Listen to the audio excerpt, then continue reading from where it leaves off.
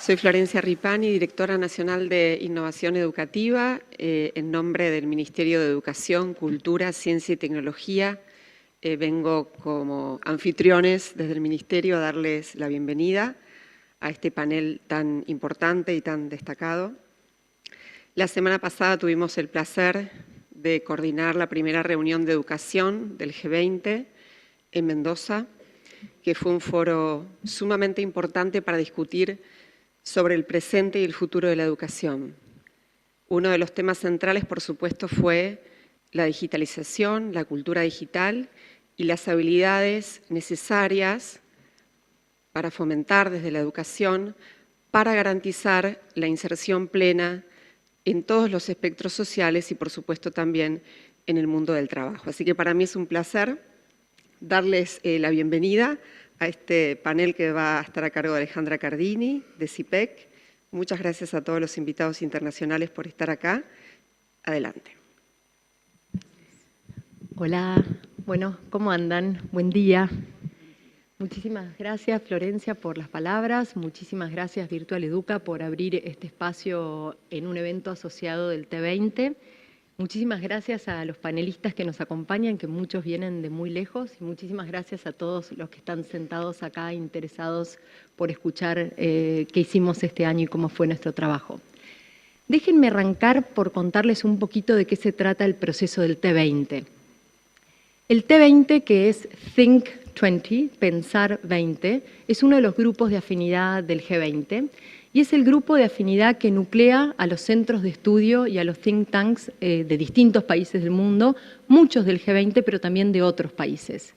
Nosotros este año tratamos de hacer de ese proceso lo más inclusivo y abierto posible, tratando de incorporar nuevos países para pensar ideas, porque lo que hace el T20 es producir recomendaciones de política y conocimiento para tratar de acompañar algunas de las decisiones que se toman en el G20. O sea, nuestros productos, lo que nosotros hacemos, son estos policy briefs, se llaman. Son documentos muy cortos que abordan distintos temas que los centros de estudio creen que son claves para que los gobernantes tengan en la agenda y en la toma de decisiones. En este proceso, en general, participaron más de 150 think tanks a lo largo del proceso, y el trabajo se organiza en relación a grupos temáticos. Lo más importante para tener en cuenta en relación a la educación es que este año fue la primera vez que educación se incluyó en la agenda temática del G20. Eso es algo que fue producto de un esfuerzo enorme de la presidencia argentina del G20 y que tuvo un impacto en todos los grupos de afinidad y, por supuesto, en el nuestro.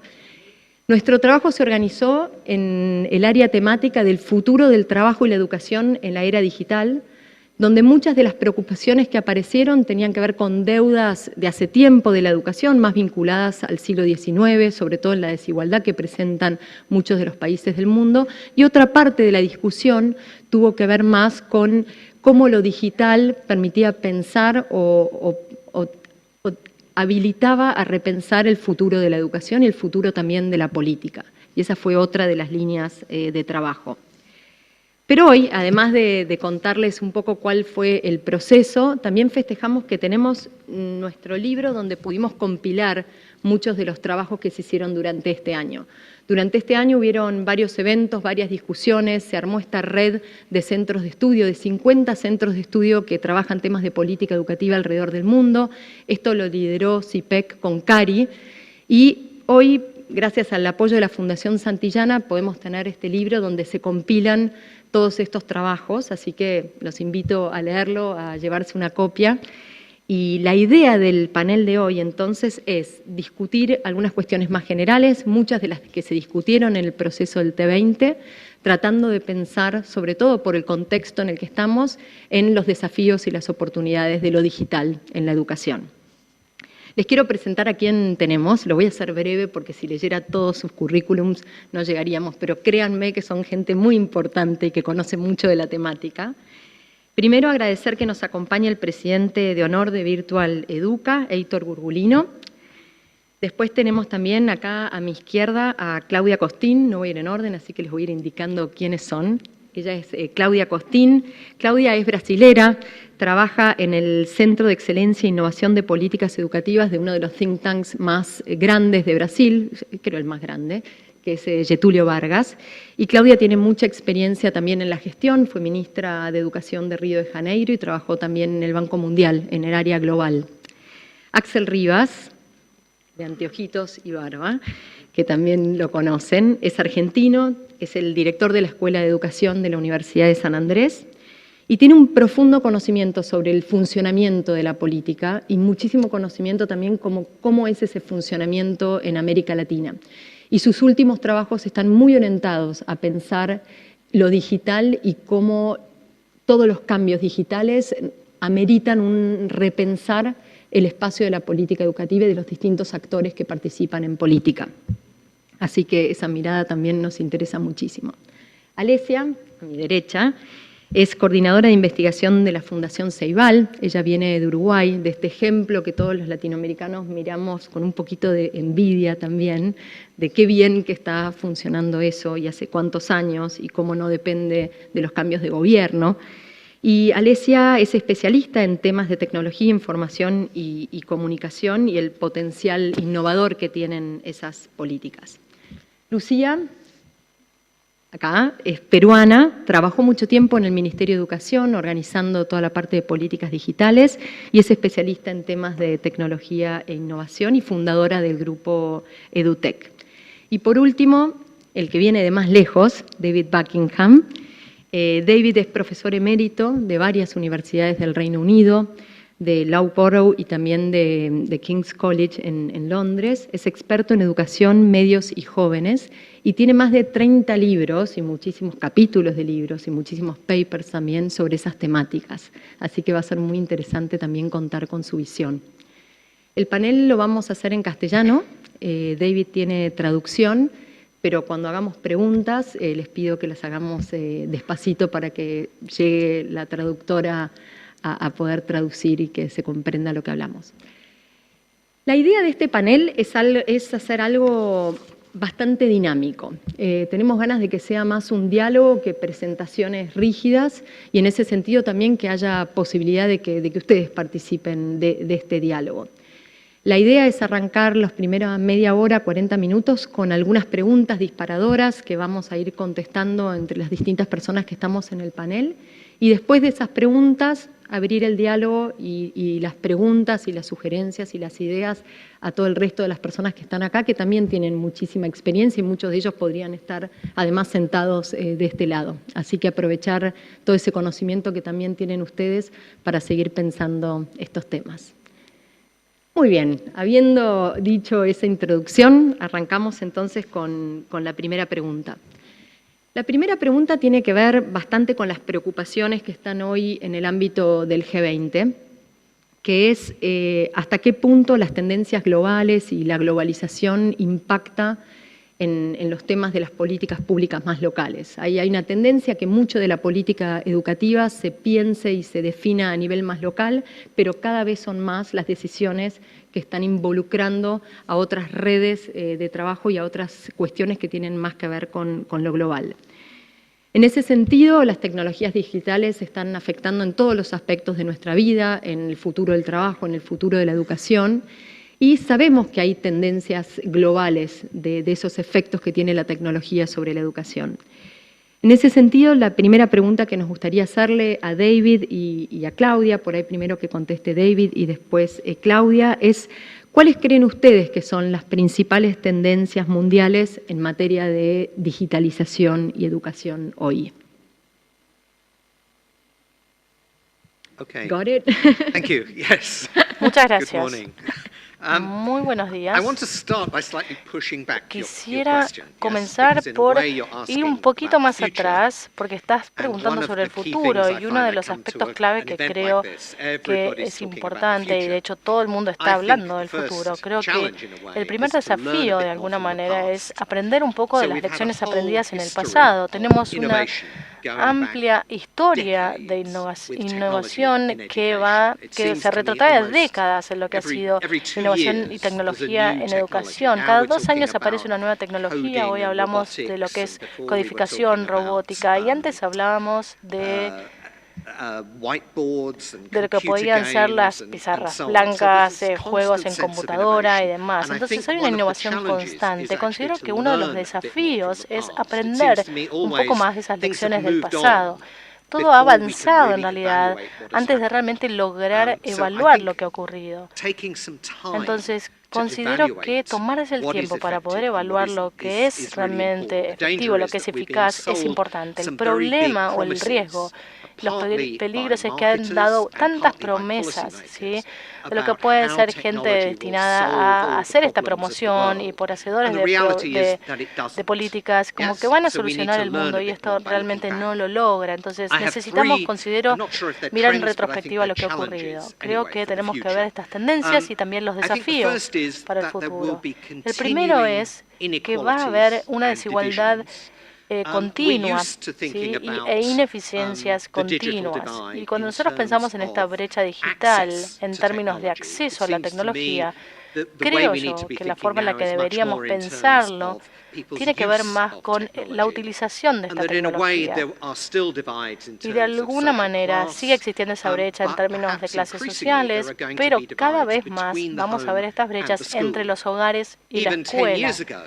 10 años atrás, incluso hace 10 años atrás, el acceso a los medios y a lo que podía ser la tecnología de los niños era mucho menor cuando salían de la escuela. Entonces, las escuelas hoy realmente deben abordar lo que yo considero la nueva brecha digital entre lo que es la escuela y el hogar. El segundo desafío, que considero es universal, tiene que ver con la comercialización, tiene que ver con el rol de las compañías comerciales en lo que es educación, y lo que es la tecnología en educación es simplemente una parte de esto.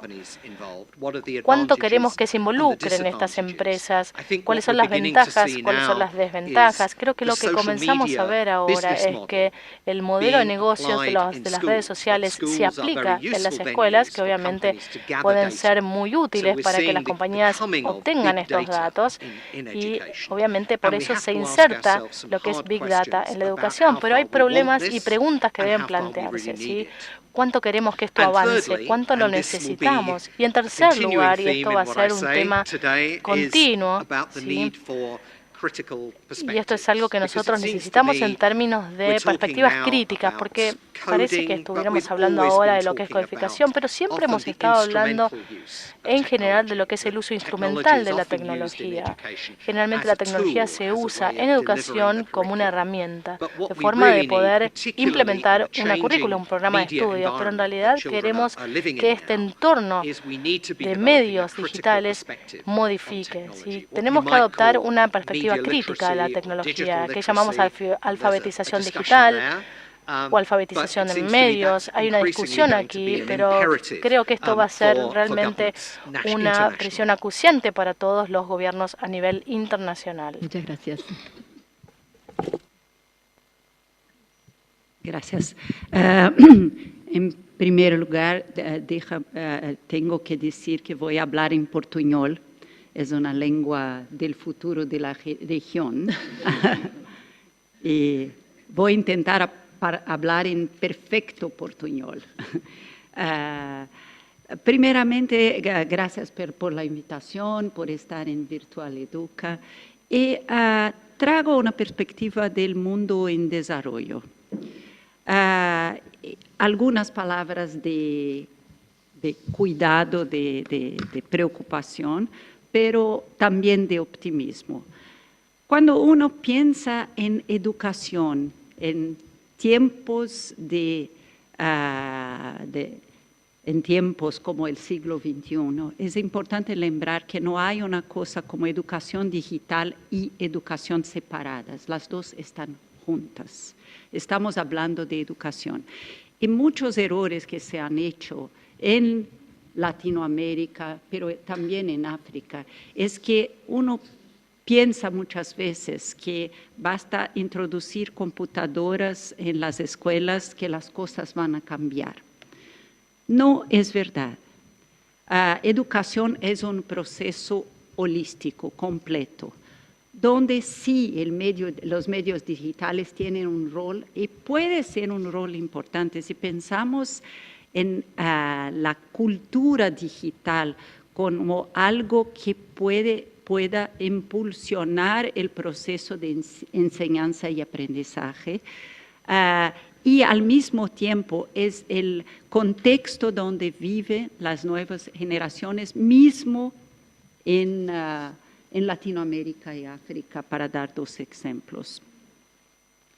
Entonces, para cerrar las brechas entre la educación de un lado y la educación digital de otro, tenemos que pensar sistémicamente. La transformación que se necesita en educación es sistémica.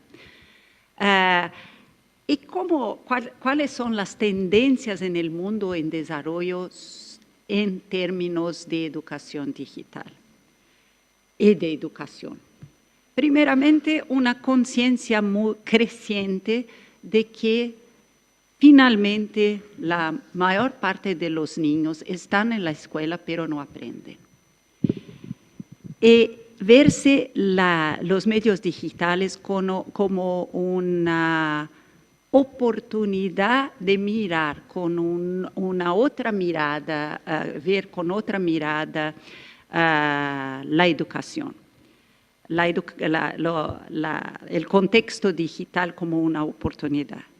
Pero en tiempos de cuarta revolución industrial, que afecta, o de futuro de trabajo, como dijéramos, y que se observa que muchos en el mundo desarrollado, muchos puestos de trabajo se cierran, que sí otros puestos de trabajo van a ser generados, pero no para las mismas personas.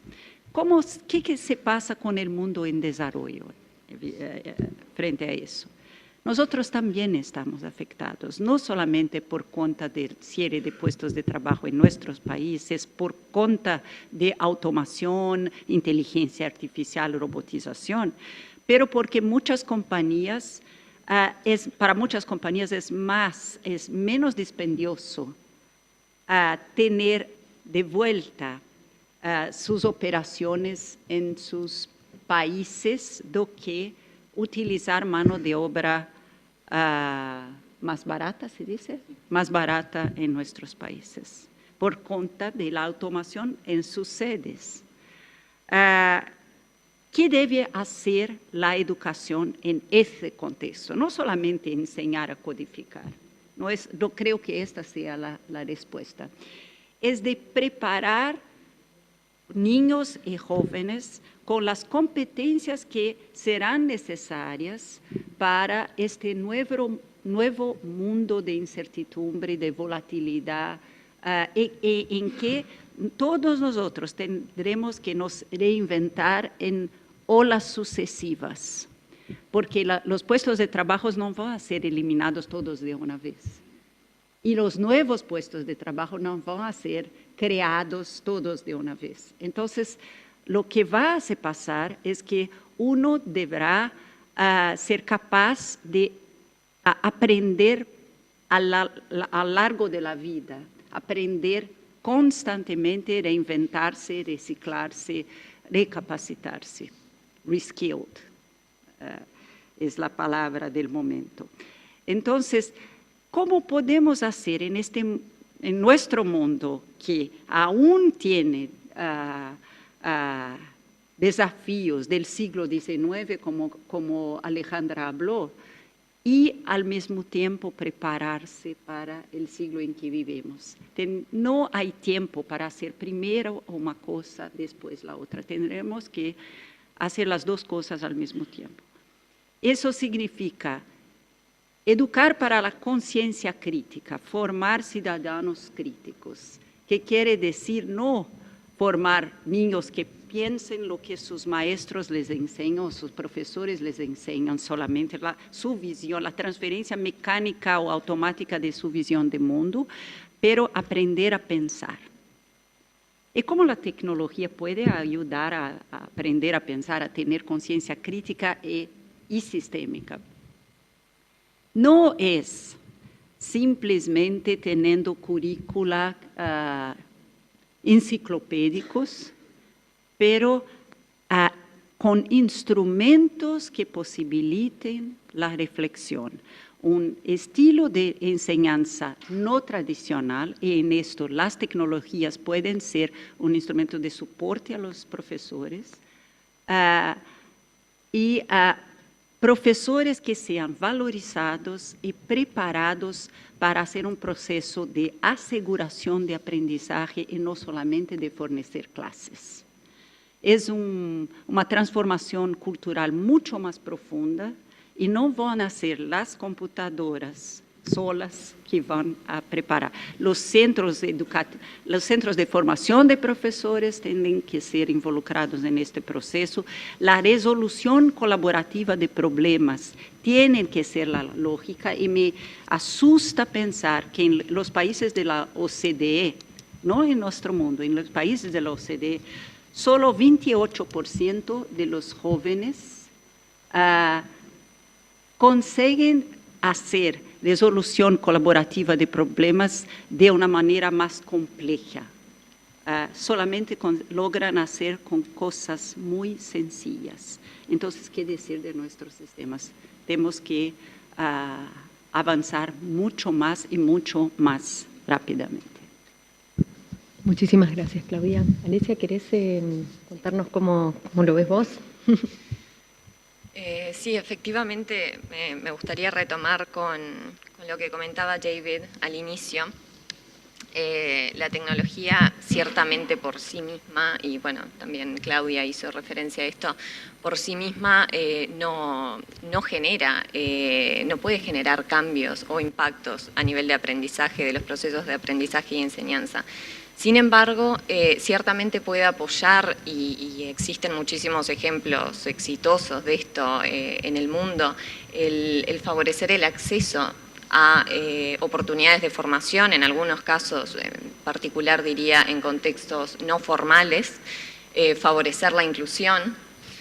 Por otro lado, creo que en particular el que permite el crear, el disponibilizar recursos, contenidos, plataformas que en muchos casos favorecen la innovación en las metodologías, en los procesos de enseñanza y aprendizaje.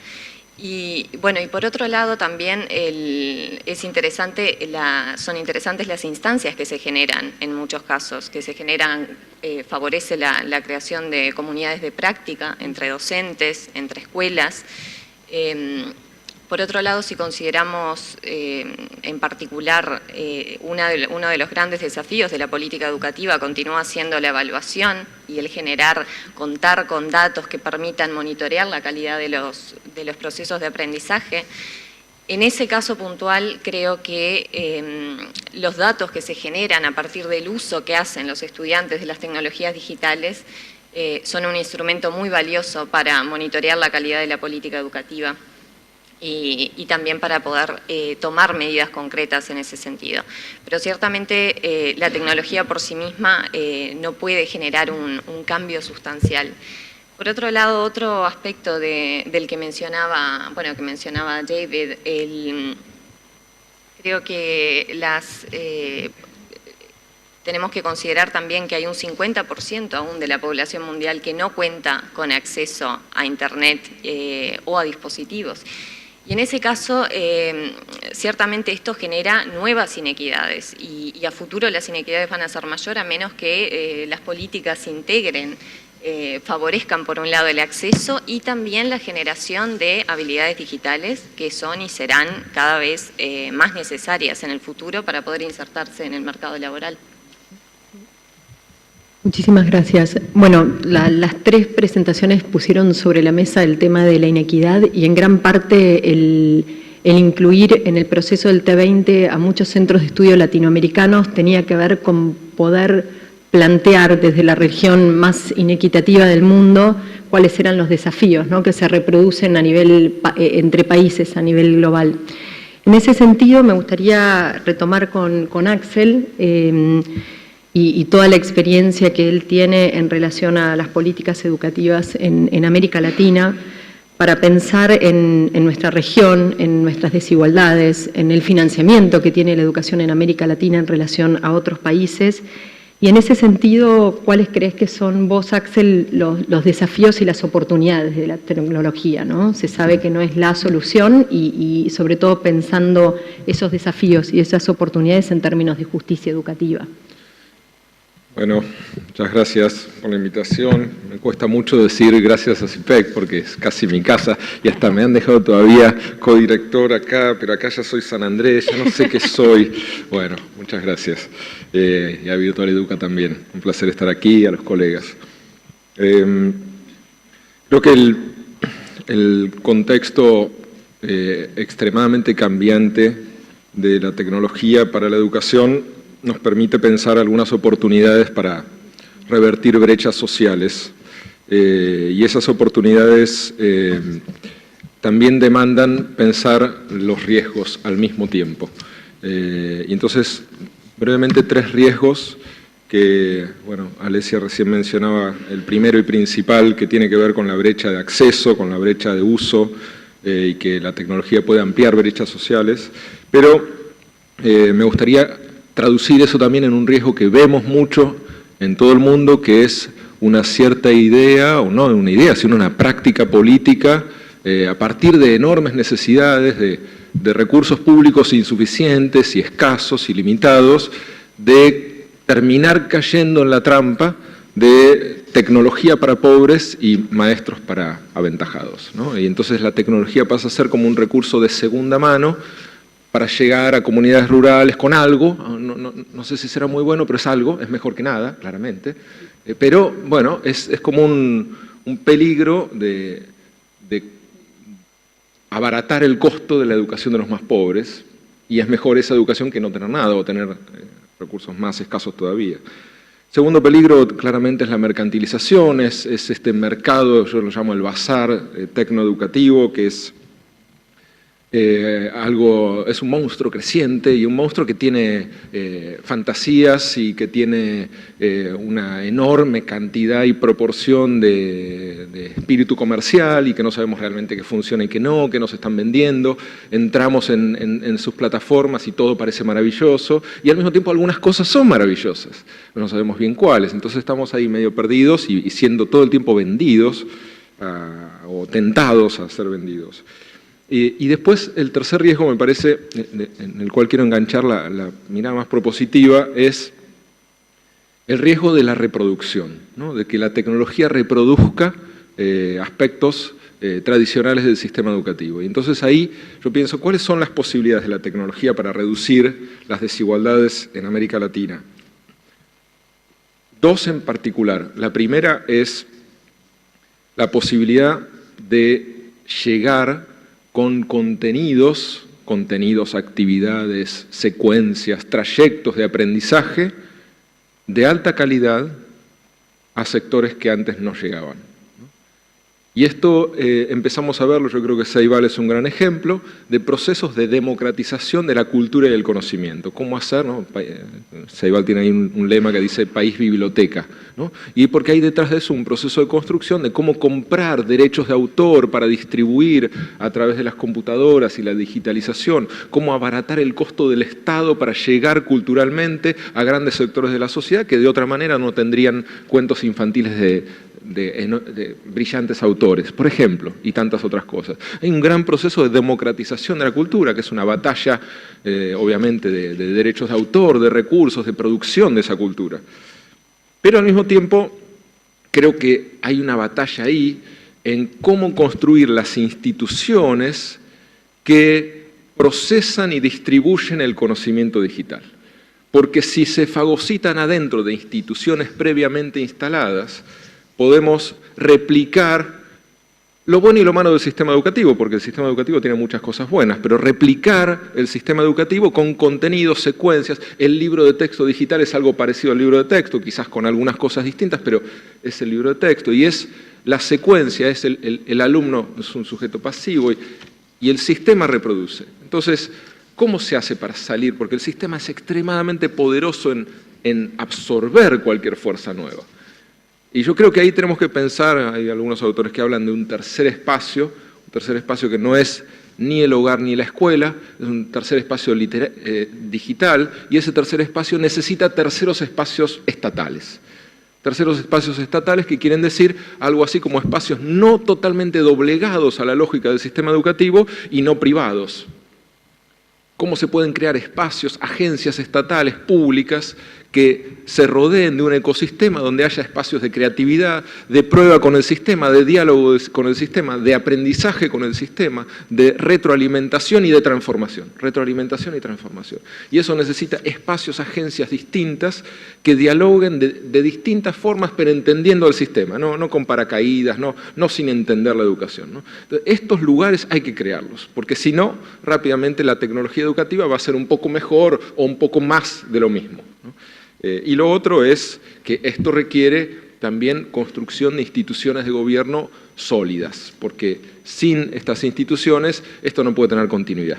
Y sin continuidad no hay ningún proceso ni de alteración, ni de cambio, ni de transformación educativa que lleva mucho tiempo y mucha consolidación sistémica, ¿no? Así que creo que para crear mayores dosis de equidad en la educación a través de las posibilidades digitales necesitamos no solamente entrar, sino saber cómo vamos a entrar.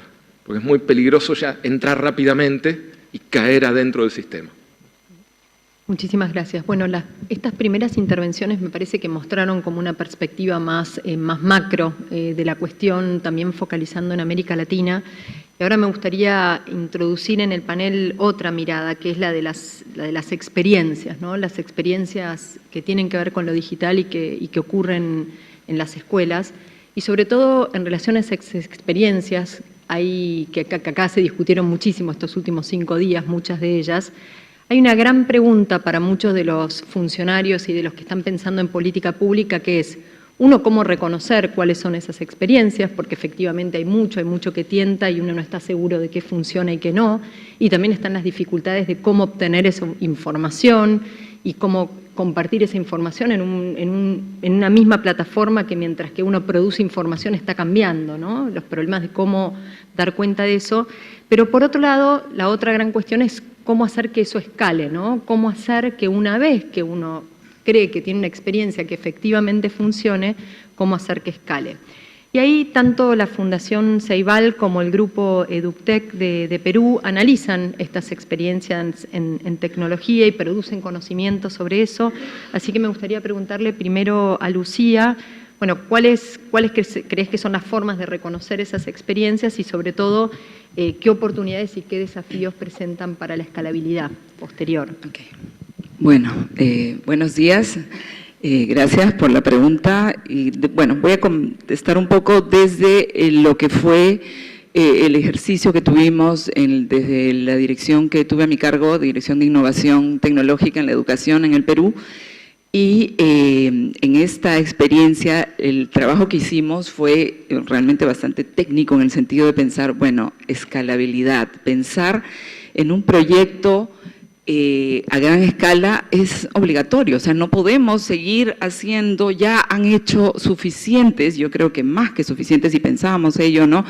Experiencias, muchas de ellas seguramente, de hecho, no han tenido los resultados esperados con las grandes inversiones que se han hecho, pero también muchas de estas experiencias han sido experiencias exitosas, hay que buscarlas, verlas en países desarrollados y también en países con economías de ingreso, de bajo ingreso o de mediano ingreso, hay una cantidad de experiencias exitosas. Entonces, recogiendo ello, tenemos que pensar en un modelo a gran escala. Cualquier iniciativa, cualquier política educativa, digital, tiene que estar concebida, tiene que estar pensado en su presupuesto, tiene que contar con todos los componentes como si fuera un proyecto y como tiene que ser un proyecto a gran escala para llegar a todos aquellos a los que queremos llegar con este propósito específico que nos tracemos, ¿no? Entonces, diseñamos un modelo de 4 fases, de 4 etapas de escala. La primera etapa, por supuesto, es la etapa de experimentación con todas estas estrategias, métodos que hoy día se están implementando el mundo con iteraciones rápidas, con una cantidad de estudiantes de público objetivo al que vamos a llegar, con un presupuesto específico para esa pequeña fase de experimentación, pero no la experimentación para tratar de inventar el agua tibia, la experimentación basada en experiencias exitosas para ese propósito específico que hayamos encontrado, sobre las cuales hayamos investigado y que definitivamente, bueno, tengan evidencia de logros, de resultados efectivos para poder basarnos en ello y arrancar con esa fase de experimentación puntual que tiene un tiempo determinado en esa fase de experimentación para luego, con iteraciones rápidas, pasar a la siguiente fase, esta fase que la denominamos en el caso de nosotros la fase alfa, ¿no? Es escuela alfa la que vamos a llegar a un nivel de escalabilidad con más semanas, porque ya no estamos hablando de meses, mucho menos de años en esa siguiente fase, semanas adicionales en las cuales se va corrigiendo ciertas cosas, se va logrando un nivel mayor de escalabilidad para luego pasar a la fase beta. La fase beta recién es la tercera fase donde tenemos una mayor cantidad de escuelas que participan para ese tema específico. Podemos estar hablando de cómo las tecnologías pueden ayudar a mejorar la comprensión lectora o cómo podemos hacer de los estudiantes ciudadanos críticos, como decía Claudia, y modelos en ese sentido para propósitos claros de cómo las tecnologías nos ayudan o cómo queremos lograr formar en los estudiantes aspectos propiamente de tecnologías que les van a abrir las puertas después a los trabajos exponenciales que se les vendrán a los estudiantes, ¿no? En esa fase beta. Y luego tenemos ya la fase que le habíamos llamado live, la fase vida completa, donde todos los actores van a estar participando. Pero nuestro punto de partida es pensando en ese punto de llegada para todos los estudiantes. Y tenemos que tener claro, no tenemos que tener todo el presupuesto en el inicio, en la fase de experimentación, pero sí tenemos que tener pensado cuánto nos va a costar. Le preguntaba ayer a Florencia, ¿cuánto cuesta esta política tan interesante que se lanza, ¿no? de programación y robótica? ¿Cuánto va a costar cuando llegue a todos y en cuánto tiempo va a llegar a todos? Yo pienso que son esas las preguntas que nos tenemos que hacer de entrada. ¿En cuánto tiempo vamos a llegar a todos los estudiantes con este proyecto que queremos implementar y cuánto nos podría costar? Obviamente van a haber cambios y todo, pero a medida que van entrando las nuevas etapas y vamos demostrando evidencia de buenos resultados para escalar a la siguiente etapa, aparecen más y más actores desde los organismos internacionales, actores de clave dentro de los stakeholders locales, que empiezan inclusive a ver que es ahí donde quieren apuntar sus inversiones hacia proyectos que van a ver efectos, van a ver resultados interesantes, porque tenemos claramente concebido desde el inicio cómo ese proyecto va a llegar a cumplir ese propósito que al comienzo puede ser un sueño, pero que definitivamente no se queda, como muchísimos en el mundo, se van quedando en esa fase de experimentación. Aprender de qué, de experimentos de países desarrollados mucho, ¿no? Ellos tienen todo para poder invertir y probar y fracasar y volver a corregir, pero luego sí ya tener nuestra propia propuesta contextualizada con todas las adaptaciones que se puedan y se tengan que hacer para finalmente decir este proyecto sí llega a todos y bueno, misión cumplida. Muchísimas gracias. Alesia, ¿querés contarnos cómo lo ves vos? Sí, gracias. Bueno, en realidad, en primer lugar, como comentaba en la intervención previa, una de las cuestiones que creo que es fundamental, lógicamente se han hecho grandes inversiones en tecnología educativa en América Latina y el Caribe en particular, tanto en acceso a dispositivos como en conectividad y en integración hasta un cierto punto de la tecnología en las aulas. Sin embargo, ¿hasta qué punto durante estos últimos 12 años aproximadamente hemos evaluado y hemos generado información que permita ver qué efectos ha generado la introducción de la tecnología en las aulas? Por ende, creo que, como también comentaba Lucía, un factor fundamental es introducir, hacer mayor énfasis y favorecer la evaluación de las políticas educativas y de las innovaciones que se basan en tecnologías digitales. Por otro lado, también una parte sustancial de esto es promover la investigación, promover investigaciones longitudinales. En Uruguay, desde Fundación Ceibal en particular, durante los últimos 3 años ha existido un esfuerzo sustancial en este sentido, también para detectar cuestiones particulares acerca de cuál es el uso que hacen los estudiantes de las tecnologías, cómo es posible favorecer también la formación docente y la integración de las tecnologías en el aula. Y en este sentido también, nuevas técnicas que continúan consolidándose, como el uso de analíticas de aprendizaje, el uso de Big Data en la educación, la minería de datos educativos. Todo esto permite hasta cierto punto, por un lado, monitorear cómo los estudiantes están utilizando las tecnologías, definir cómo áreas que requieren una posible mejora y también personalizar los contenidos y las estrategias educativas frente a eso. Por ende, creo que es fundamental favorecer la evaluación también en torno a nuevas cuestiones que no existían antes de la introducción de las tecnologías digitales. Por ejemplo, ¿qué usos están haciendo los estudiantes tanto dentro como fuera del aula? ¿Cómo cambia el rol del docente en este nuevo contexto y frente a nuevas estrategias y nuevas estructuras de aprendizaje que están surgiendo? Donde tenemos un aprendizaje que en muchos casos también se da en contextos no formales en particular, pero donde no está circunscripto específicamente a un espacio puntual o a un momento determinado. Y esto sin duda genera impactos en el rol del docente y en cómo puede favorecer que los estudiantes adquieran habilidades que no solamente dependen de la tecnología, pero que tienen que contemplarla. Muchísimas gracias. Claudia, ¿querías agregar algo?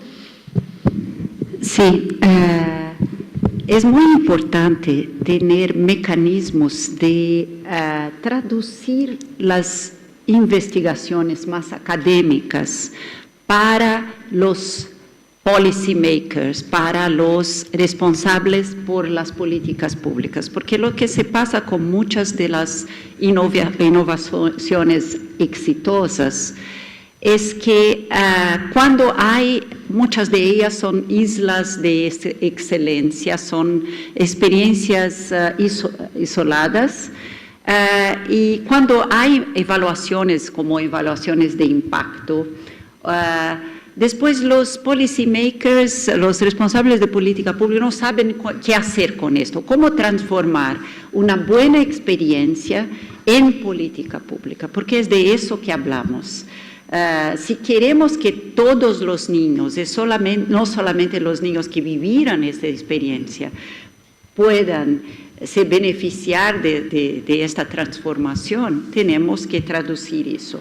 Entonces, es importante que los think tanks, los centros de investigación, también tengan un esfuerzo para traducir eso para los policy makers. Una otra cosa es hacer monitoreo y evaluación más sencillas. No quiero decir con eso con menos vigor, pero alguna cosa que puede informar los policymakers sobre prácticas promisoras, que aún no tenemos una evaluación completa de los resultados, pero todo indica que están en un buen camino, porque los responsables de política pública tienen un tiempo político para hacer cambios.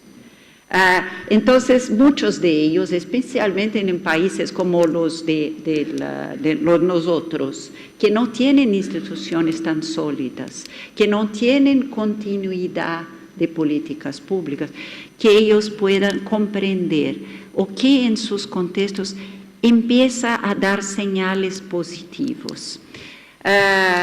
Voy a hablar de dos pequeñas experiencias en que eso se pasó. Cuando fui ministra de Educación de Río de Janeiro, iniciamos una pequeña experiencia con, no teníamos dinero para hacer como Uruguay, dar un computador por niño, el alcalde le gustaba la idea porque era tornar muy tangible lo que es la educación digital, pero estábamos convencidos que precisábamos garantizar el aprendizaje de los niños, incluso en el mundo digital, incluso las habilidades digitales. Entonces, después de pensar mucho, desarrollamos la siguiente experiencia. ¿Por qué no involucrar los maestros en preparar una plataforma de clases digitales basada en nuestro currículo, hecho por profesores, no comprado en el mercado, hecho clase a clase por nuestros maestros, para utilizar en la clase, en la casa de los niños? Para eso hicimos una pequeña investigación de cuántos niños utilizaban la Internet, incluso en las favelas más pobres de Río, y ficamos sorpresos que como 97% de ellos utilizaban la Internet todos los días. Lo que no era necesariamente en computadores, utilizaban en sus, crean o no, en sus smartphones. Entonces decíamos, podemos empezar, los niños van a utilizar, pero queremos que los maestros preparen las clases digitales. Entonces hicimos una llamada de maestros que quieren aprender a hacerlo, colaborativamente. Porque como dice Michael Fullan, no se puede decretar por un decreto, es obligatorio colaborar. Van a aprender a hacerlo colaborando. Entonces 400 maestros de Río de Janeiro prepararon con una orientación clases digitales para una clase por semana de cada materia, con todo lo que un otro maestro necesita para preparar su clase, una opción de presentación y un pequeño quiz en el final si el maestro desea utilizar. Y no es obligatorio utilizar. Esta experiencia favoreció no solamente tener, y nuestra inversión fue colocar en cada clase un proyector y una computadora para el maestro. No, con contenidos, y con contenidos que puedan trabajar no solamente lectura, matemática, pero también artes, con imágenes que los niños no tienen en sus libros, y mismo socioemocional. Con esto los maestros aprendieron y desarrollaron una cultura de colaboración, que para mí es muy importante.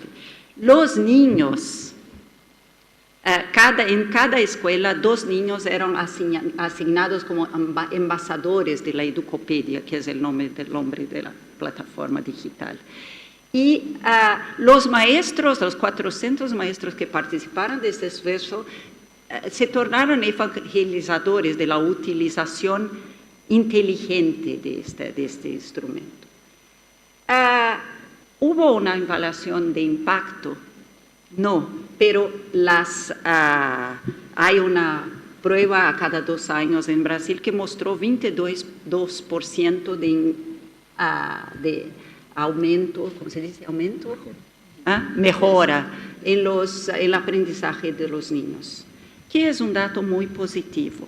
Pero yo creo que el más importante es lo que aprendieron los profesores, porque estoy de pleno acuerdo con Axel. No puede ser tecnología para los niños pobres y profesores para los niños ricos.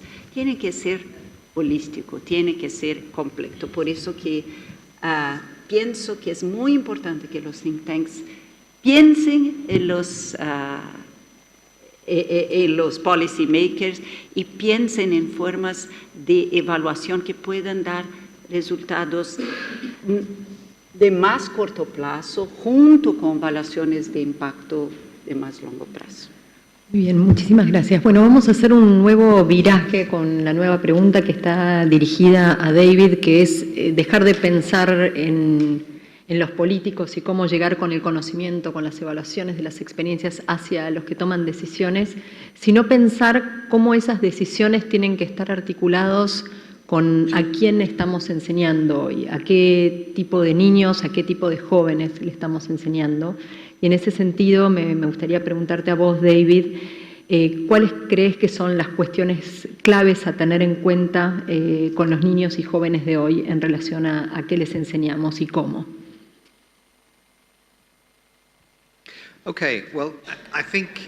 Muy bien. Considero que en este contexto existe cierto tipo de imagen de lo que son los jóvenes que siempre sobreviene.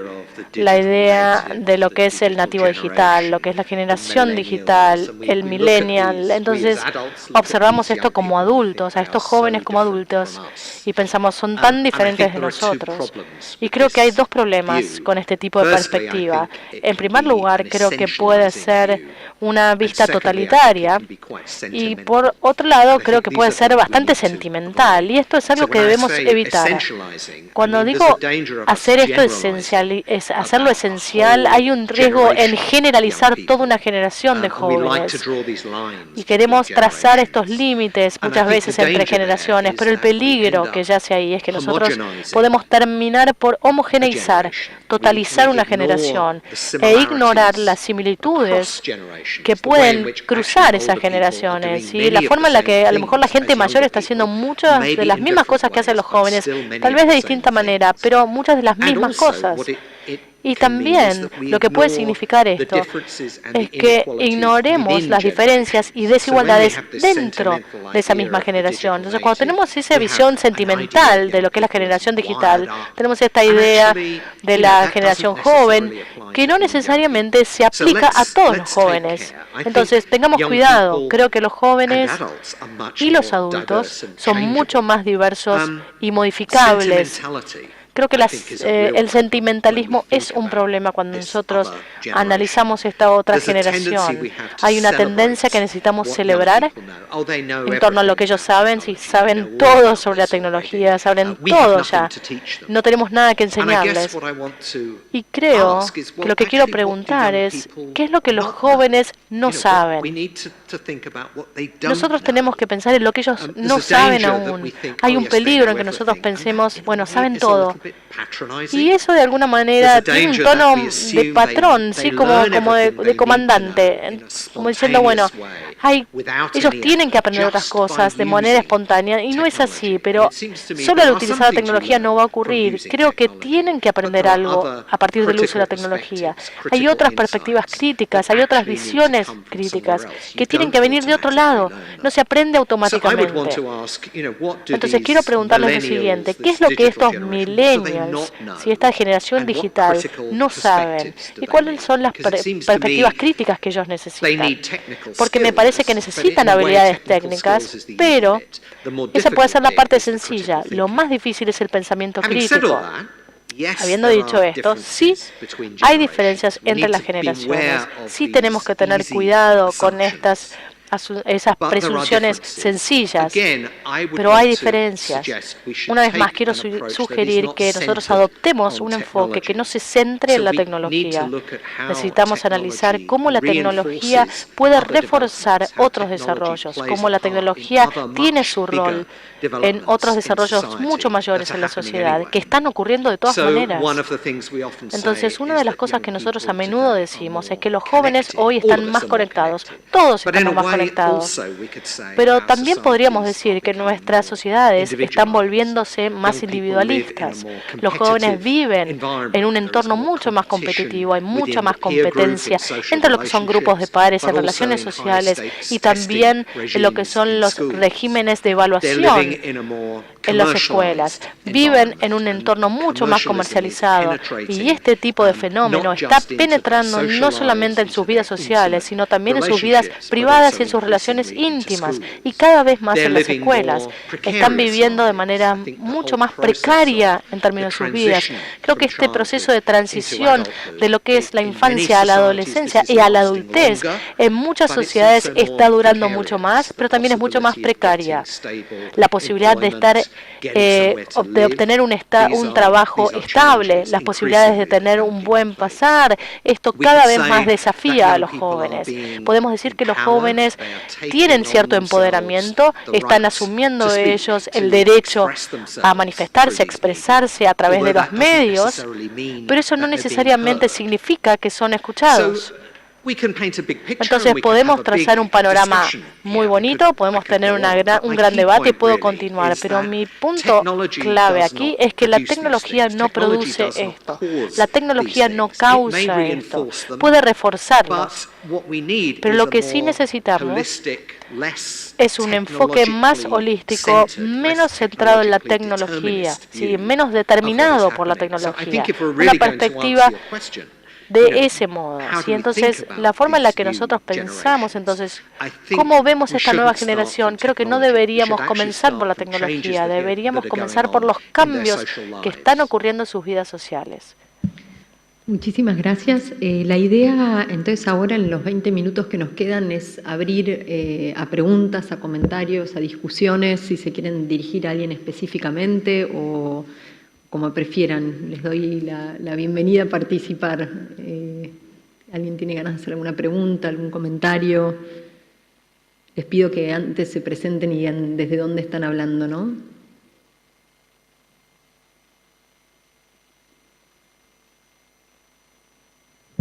Bueno, ya que no hay muchos voluntarios, Dale, Flor.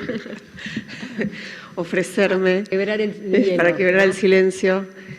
Bueno, me presenté antes, soy Florencia Ripani, directora nacional de Innovación Educativa del Ministerio de Educación, Cultura, Ciencia y Tecnología, ahora que es más largo hay que hacer un esfuerzo. Me pareció súper interesante el debate y todos los comentarios. Claramente es un tema complejo y muy desafiante porque tiene múltiples perspectivas, dependiendo también desde qué lugar hablemos, ¿no? Desde el lugar de los think tanks o de las universidades y los centros de investigación o de los policy makers. Y creo que bueno, es interesante muchas veces intercambiar las perspectivas y pensarlo desde varios lugares a la vez, ¿no es cierto? Con respecto a lo que tiene que ver con el desarrollo de las habilidades que se necesitan en este mundo, por supuesto coincido con lo que planteaba David Buckingham y el resto de los panelistas también en relación a hacer foco en las capacidades o las competencias para utilizar críticamente la tecnología, ¿no? Y allí me parece que hay varias cuestiones. Por un lado, es cierto que las empresas vinculadas a la tecnología tienen claros intereses en promover el aprendizaje de la programación. Yo diría que lo que más promueven es el aprendizaje de lo que en inglés llamaríamos coding, ¿no? Que es algo más abstracto y quizás en muchos casos fuera de contexto de todos los procesos, todas las construcciones de la representación de la realidad, que hoy en gran medida pasa por ciertas resoluciones y ciertas resoluciones algorítmicas, ¿no es cierto? Cuando simplemente estamos haciendo una búsqueda en Internet, tenemos una representación de la realidad y eso se resuelve con algoritmos. Entonces, me parece que el hecho de que las empresas estén detrás de este interés, que bueno, tienen por supuesto sus intereses y también es importante para ellos que haya gente que pueda trabajar en esas empresas, no quiere decir que desde el campo de la educación no haya que preguntarse cuáles son las habilidades que hay que desarrollar.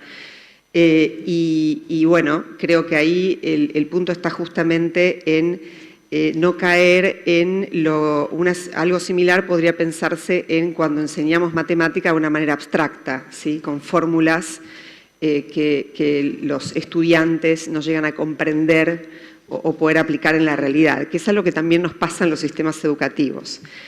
Entonces creo que, por supuesto, todo lo que tiene que ver con el aprendizaje de la programación, que bueno, nosotros en Argentina acabamos de aprobar la Currícula Nacional de Educación Digital, Programación y Robótica el miércoles, así que es un tema que venimos trabajando hace 2 años y reflexionando.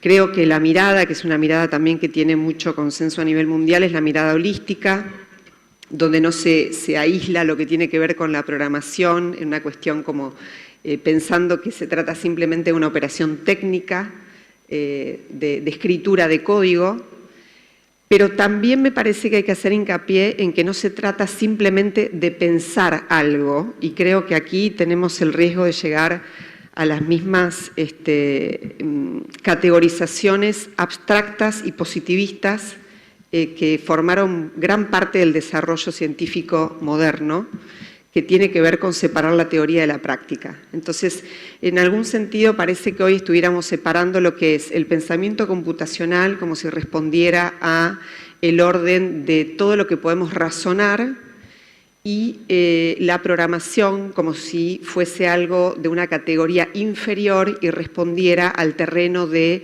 la operación práctica de desarrollar algo en interacción con el mundo físico que nos permite el input en el virtual, ¿no? Que sería escribir un código. Y ahí me parece que yo en esto me voy a apoyar en algo que dice Pierre Levy en su libro Cibercultura, que me parece brillante y resulta interesante plantearnos por qué algo tan simple nos puede parecer asombroso, que es plantear que la teoría y la práctica no se pueden separar, digamos, forman parte de lo mismo y la separación de eso responde simplemente a recortes intelectuales que a veces hacemos. Con lo cual yo creo que, después de haber también estudiado esto un montón y bueno, desde el Ministerio de Educación también estamos en contacto mucho con la gente del Ministerio de Educación de Suecia, que ahora también está haciendo toda la implementación de programación y siguiendo toda el plan de acción de educación digital de la Comunidad Europea que lanzó en enero. Creo que hay algunas dificultades en los sistemas educativos en este momento para reflexionar alrededor de lo que son las habilidades de programación. Creo que cómo se plantea a veces el pensamiento computacional también cae en recortes, porque parecería que podemos pensar cuál es la lógica sin ir a lo material. Y la verdad que creo que hoy, para poder hacer un uso crítico de las tecnologías, se necesita poder aunar justamente la lógica detrás de las tecnologías que forman parte de esas tecnologías. Y justamente esa separación de lo que sería la materialidad de la programación, que podría ser el código o lo que algunos llaman programación, y por otro lado el pensamiento computacional, nos presenta quizás una cuestión dilemática que es una trampa, digamos, ¿no?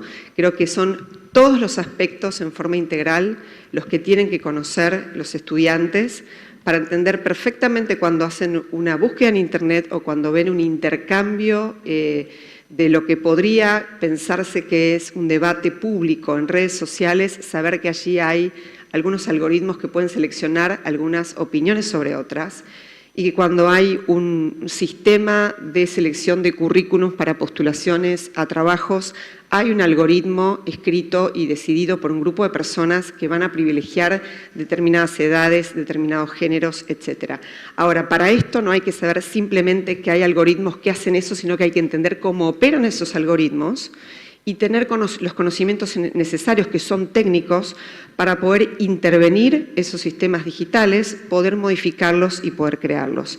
Entonces creo que también tenemos que evitar caer en la trampa de pensar, no, poder acercarnos al mundo de la programación es simplemente seguir los pasos de lo que proponen algunos grupos empresariales. Digo, bueno, eso sería si nos limitáramos a lo que podríamos llamar coding, a simplemente escribir una línea de códigos que no sabemos de qué se tratan. Creo que acá va muchísimo más allá y por eso se necesita una mirada holística donde pensemos aspectos éticos, aspectos de seguridad, aspectos sociales, sobre qué tipo de Internet queremos, qué tipo de construcciones de contenidos, sobre quiénes van a controlar las redes, y que creo que el desafío es cada vez más grande en relación a poder dominar estos conocimientos y poder presentarlos desde los sistemas educativos, donde sabemos los sectores vulnerables están presentes en general en las escuelas de gestión estatal y muchas veces en su entorno no tienen quienes puedan guiarlos para desarrollar estas habilidades, con lo cual la responsabilidad es aún mayor en los espacios de educación pública. La reflexión.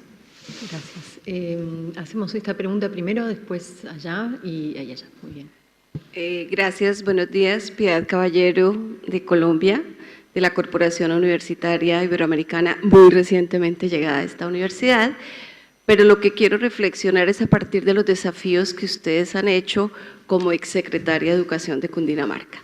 Y creo que si esas recomendaciones que han hecho ustedes desde las diferentes experiencias en los diferentes países llegaran a nuestros países serían muy valiosas. Se ha dicho algo muy importante sobre la investigación, de registrar y documentar y gestionar conocimiento a partir de buenas prácticas, sin que hayan procesos evaluativos rigurosos, que a veces con los escasos recursos con que contamos en los países para este tipo de actividades, pues hay que priorizar hacia dónde van esos recursos, y esos recursos tienen que ir necesariamente a valorar buenas prácticas que sean replicables, escalables, y que se muestren en un efecto inmediato en ese desarrollo, sin esas evaluaciones de impacto que a veces agobian las decisiones y que no existen los recursos para hacerlos, pero existe una política internacional de respaldar mucho estos procesos evaluativos para poder verificar si esas buenas prácticas valen o no valen la pena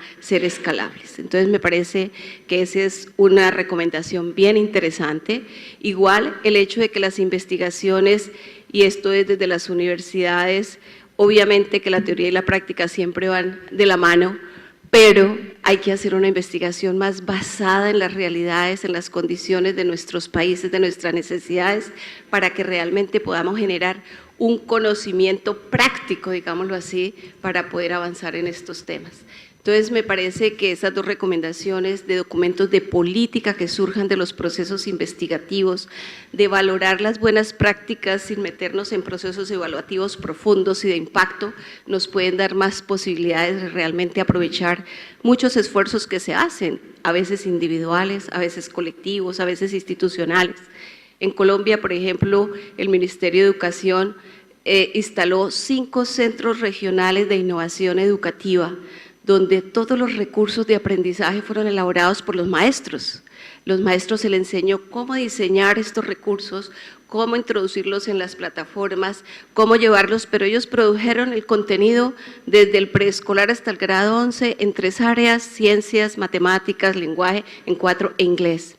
Entonces yo creo, pero eso sucedió en la administración anterior, en los territorios donde quedaron instalados los cinco centros, uno de ellos de Cundinamarca. Llega una nueva administración y los centros con una infraestructura tecnológica de punta y están realmente que no están siendo utilizados adecuadamente para la formación de los maestros. Entonces, a mí me parece que estas recomendaciones de política para nuestros países son claves. Valorar los esfuerzos, darles continuidad, consolidar los procesos para que hayan cambios y transformaciones, valorar las pequeñas prácticas y las buenas experiencias y hacer documentos de política que realmente aporten a las decisiones de política que hay que hacer de manera permanente. Muchas gracias. José Payés, de Fundación Itaú. Yo tengo una pregunta. Se habló de preparar para un futuro de incertidumbre, volatilidad, etcétera. Sin embargo, modificar la currícula nos lleva años, con lo cual el metamensaje a los docentes es: el futuro es estable, permanente, no cambia. ¿Estamos realmente preparando a los docentes para que enseñen, para que preparen a nuestros alumnos para ese futuro, o estamos reforzando la conducta estable, digámosle, no volátil, del sistema educativo?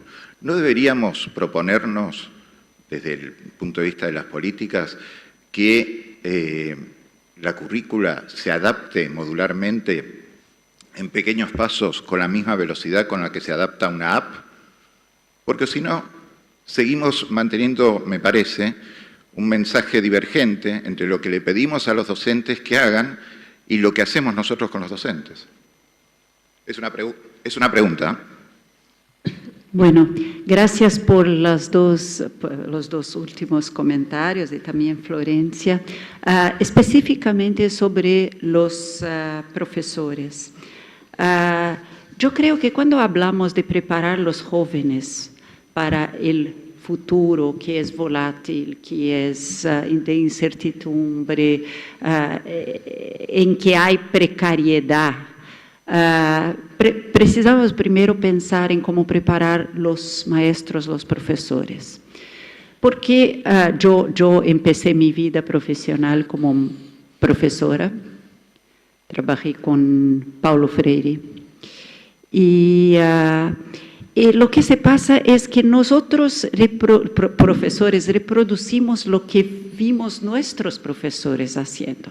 En los centros de formación de profesores, ellos aún enseñan o forman sus profesores de una forma muy tradicional. Y la formación continuada en servicio reproduce los mismos hechos, son solamente centradas especialmente en Latinoamérica, en maestrías y doctorados excesivamente distanciados de la práctica de la sala de clase y del futuro que vamos a enfrentar. Entonces, ¿qué podemos hacer?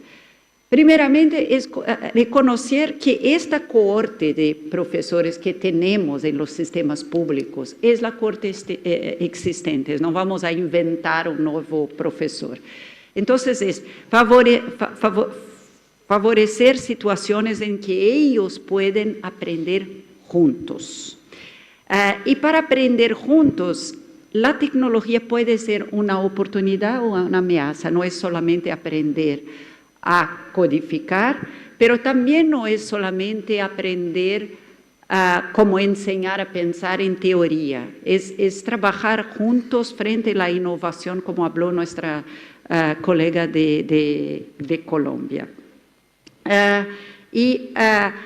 Para eso los currículos, como usted habló, tienen un papel.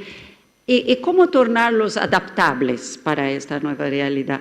Ellos tienen que estar no centrados en contenidos, pero en habilidades que queremos lograr desarrollar en los jóvenes y los currículos de las universidades en los docentes. ¿Qué tipo de futuro profesor queremos tener? ¿Qué tipo de habilidades ellos tienen que tener desarrolladas? Porque muchas veces queremos que nuestros profesores enseñen competencias socioemocionales, competencias estas que ellos no tienen, porque nunca tuvieron la chance de desarrollar. ¿Cómo hablar de empatía si un maestro, por ejemplo, hace bullying con sus alumnos? ¿Cómo hablar de persistencia si los maestros algunas veces desisten de los alumnos? Solamente para dar dos ejemplos. Entonces, para tornar los currículos adaptables, ellos tienen que ser centrados en habilidades que queremos ver estos jóvenes ter desarrollados y empoderar un poco más los profesores en relación a los contenidos, porque hay diversas maneras de desarrollar habilidades y competencias. En una respuesta muy corta es eso. Alicia, si quieres comentar. Sí, efectivamente, si consideramos los cambios, por ejemplo, que se han dado en los últimos 5 años en el mundo en general, y como bien decía, el nivel de transformación tecnológica, cabe preguntarse hasta qué punto podemos prever qué cambios van a haber en los próximos 10 años y cómo formamos a los jóvenes que actualmente están entrando al sistema educativo. A sistemas educativos que, como sabemos, bueno, tienen estructuras diferentes y no necesariamente siempre adaptables en tiempos rápidos. Entonces, creo que, en primer lugar, como decía Claudia, es necesario incorporar la alfabetización digital y también, como mencionaba Florencia, la alfabetización digital no puede pasar exclusivamente por habilidades técnicas o competencias en STEM, que sin duda son necesarias, pero tiene que incorporar esas cuestiones que son propias de la realidad actual, junto a otras como protección de datos, privacidad, gobernanza de algoritmos, dar instrumentos a los jóvenes para que efectivamente puedan analizar críticamente. Si consideramos fenómenos como el de las noticias falsas y cómo impacta eso también en cómo se ejerce la ciudadanía, lógicamente en los próximos es necesario que esto sea abordado.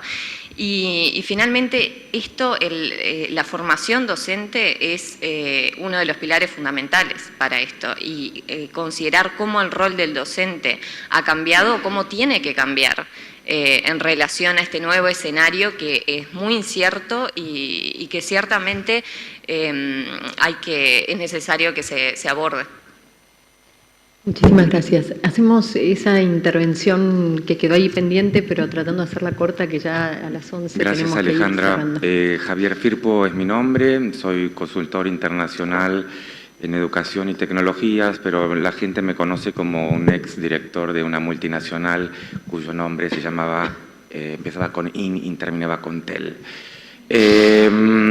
Ahora, esto significó que por muchos años he recorrido América Latina y he visto muchísimos fracasos y algunos éxitos. Tengo dos preguntas en el marco de este tema de política pública que estamos mencionando. Uno es, ¿qué hizo Claudia en Educopedia en Río de Janeiro? ¿Qué hace el Plan Ceibal en el Uruguay? ¿Qué hacen aquellos programas que tuvieron éxito o aquellos que no hicieron, como el caso de la secretaria de Colombia de Cundinamarca, que decía, se hizo mucho, pero cambió el gobierno y fracasó? ¿Qué se puede hacer para que más allá de una gestión, a la gestión actual de Florencia le vaya bien el día que la gestión cambie? ¿Cómo podemos asegurar que la política pública mejore y evolucione? Ese es un comentario, pregunta que quería hacer en base a las experiencias, éxitos y fracasos. Y la segunda es un tema muy actual, que también hace a la política pública. ¿Cómo incluimos a nuestros sindicatos como parte de la solución de la realidad educativa de Argentina, América Latina y el mundo en general? Muchas gracias. Bueno, son preguntas hipercomplejas y enormes, pero vamos a hacer el esfuerzo por hacer una respuesta en un minuto, Axel. Sí, no, muy breve, solo un aspecto con lo que preguntó José, que la verdad que fue una pregunta que me dejó ahí dando vueltas. Creo que sí, perdón, ahí voy, pero trato de hacer solamente una reflexión que es, hay que tratar de pensar en un proceso que va a llevar mucho tiempo y es muy complejo, en el cual idealmente no deberíamos actualizar la app desde el centro, sino desde adentro del sistema. Es el docente que reflexiona sobre la realidad y actualiza su concepción de lo que tiene que enseñar. ¿Cómo llegamos a lograr grandes proporciones de esos docentes que miran el mundo, que pueden entenderlo, que pueden procesarlo y que pueden transformarlo pedagógicamente? Es la gran pregunta de política. No es tanto cómo reformamos todo el tiempo el currículum, ¿no? Eso, una píldora solamente, pero sería para hablar mucho más. Y sobre lo de Javier, creo que, para decirlo lo más breve posible, necesitamos tener, por un lado, una visión de lo que funciona. Tenemos que entender muy bien, tenemos que ser más profesionales en el debate de política educativa.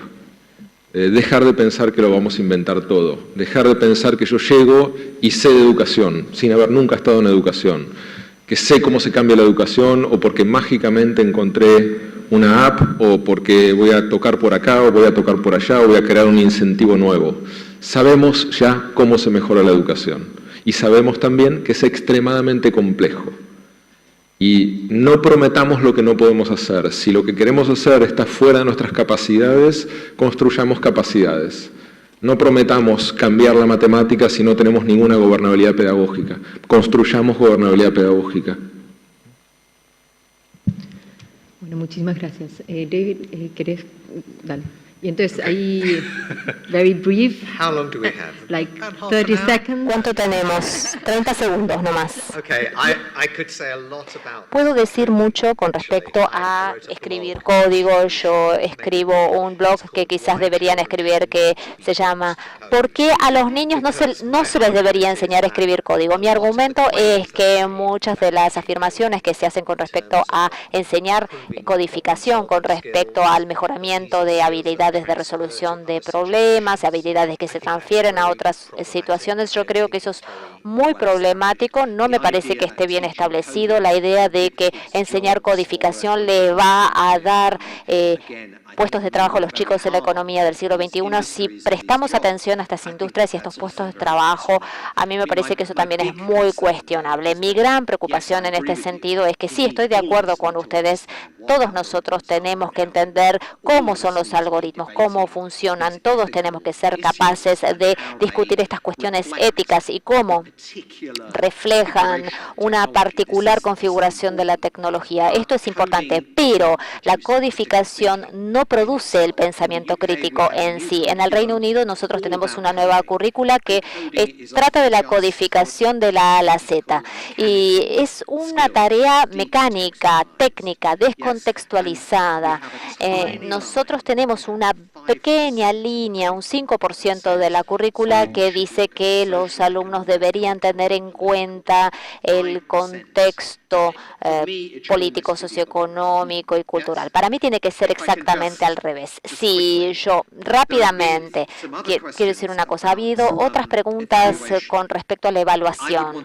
Yo lo que querría es hablar a favor de la historia. En este caso, creo que nosotros tenemos que prestar atención a la historia de la reforma educativa, no solamente en relación con la tecnología, sino en términos generales, porque los sistemas educativos tienen una larga historia. Ha habido oleadas de reforma, cambios en el tamaño de las clases o la cantidad de niños en un aula, etcétera. Una de las cosas que aprendimos o podemos aprender a partir de la historia es que a menudo estas reformas no funcionan, no permanecen, y vemos esto de nuevo con la tecnología. Y también otra cosa que vemos es que las reformas que quedan, que permanecen, son las reformas en las cuales los docentes pueden hacer suyo lo que está sucediendo, donde los docentes están en el asiento del conductor. Y esto nos lleva a la pregunta con respecto a la formación docente. Básicamente, creo que en este caso estamos todos de acuerdo que no hay suficiente formación docente en esta área, y además la formación docente debería ser algo continuo, permanente.